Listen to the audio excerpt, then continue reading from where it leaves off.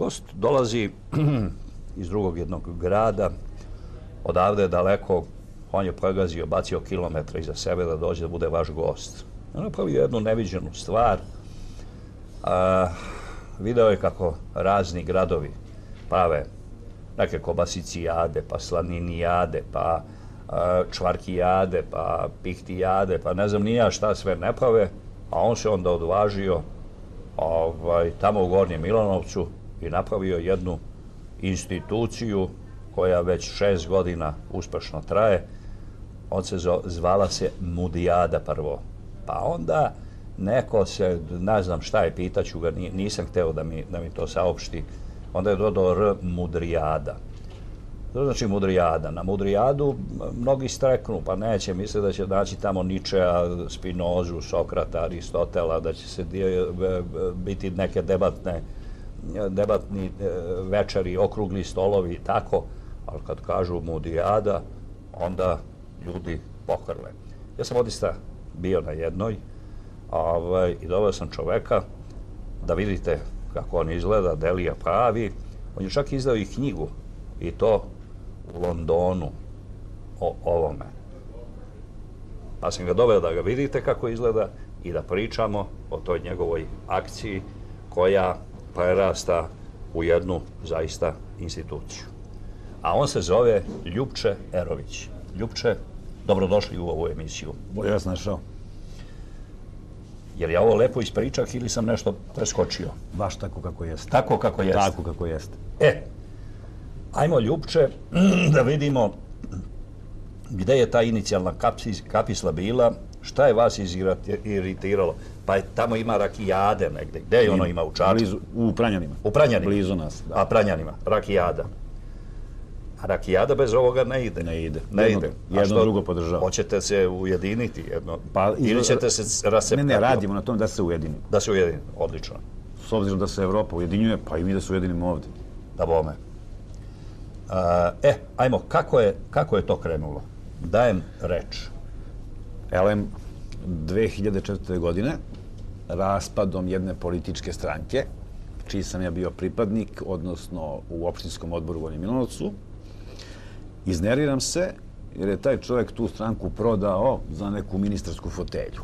I ja kažem ovako, Ljubomir, kad ovaj nema muda da napravi stranku, kako valja, a bila je potencijalna stranka baš dobra, stvarno, ja kažem, ja ću da imam muda da napravim Mudijadu. Dobro. I ja, moj prijatelj, drugar Rakac, Radislav Vesović, znači advokat, kaže, podržim u tome, kaže, idemo u kafanu na Savinac, kod mog prijatelja Rada, da ga pitamo da nam da kafanu, napravimo manifestaciju. Nema problema, idemo. Usput mi u kolima pišemo tamo kako će to se zove, crtano, amblem, znakove, šta ja znam, sve to. Kaže Mudijada, odlično ime, kaže, to će bude kako treba. Sve je krenulo stidljivo. Svi kažu, ti si blesav, ti si lud, kako te nije sramota. Ko bre pominješ muda? Kako? Kaže, čista glupost. Međutim, mi odemo, to organizujemo i prve manifestacije, 4 su ekipe bile, oko 100 posetilaca, uglavnom svi sa strane, uglavnom su Čačani bili i Beograđani, bez Čačana ništa. A Čačani imaju, za razliku od ovih iz Milanovca, imaju muda, baš tako. I onda nekako stidljivo dođe par novinara tu, normalno na moj poziv. I napišu nekoliko članaka, a televizija Gornji Milanovac onda postala jedan stidljivi mali prilog, napravi čist tek toliko da se zabeleži.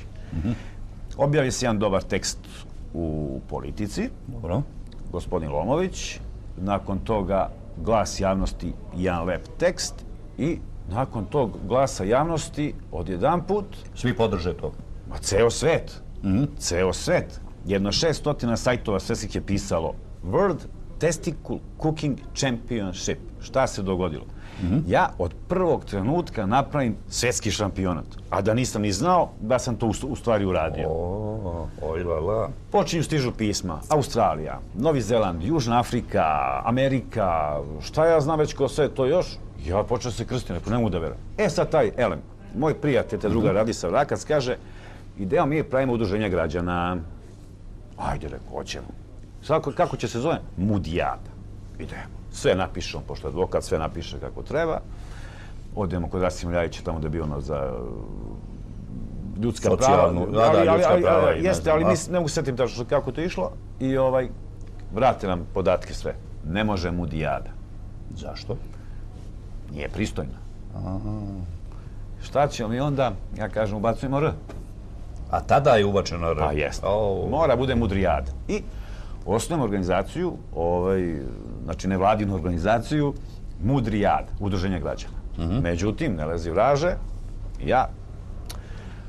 daj to R da zaokružimo. Malo da bude kao da je to neki trademark, jel tako? Ili da ljude zaintrigiramo već kako to izgleda. Pa da li će to biti R iznad ili između, tako, ma neka bude to između baš lepo zaokruženo. I sad svakoga to R zaintrigira zbog čega to R stoji tako zaokruženo. Ja kažem, Mudijada rezervisana za onoga koji želi da proba normalno. Tako. Tako je to krenulo polako. Onda druga manifestacija, treće manifestacije su već stigli ljudi iz Australije i tako dalje. Čitao sam u novinama, doneli kengura. Od kengura, jeste. Da. Pa su imali problema na granici, šta ja znam, odnosno na aerodromu, kako to da ja očekujem od vas isto da nabavite nešto u zoološkom vrtu. Ne, pa mi ne vadimo.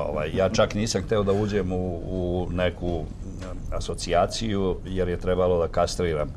Ja iz pijeteta prema nosiocima tih atributa, po čemu je pokret, to je već pokret, dobio ime, ja se solidarišem s njima i nekako čak nisam hteo ni da probam, mada sam bio na otvaranju. Jeste, tako. Potpuno se slaže sa mnom. Elem, ja sam imao problema zbog toga, baš to odličan šlagvort za jednu pričicu. Imao sam strašno problema sa Amerikancima. Neko udruženje za zaštitu životinja. Kaže ovako, ti nisi hrišćanin, ti ne zaslužuješ da živiš, ti kolješ životinje zarad 250-300 grama bolsa, odnosno testisa. Rekao, nije tačno, ali to nije tačno. Rekao, prvo, u klaničnoj industriji vepar, da bi se ugojio, mora da se uštroji.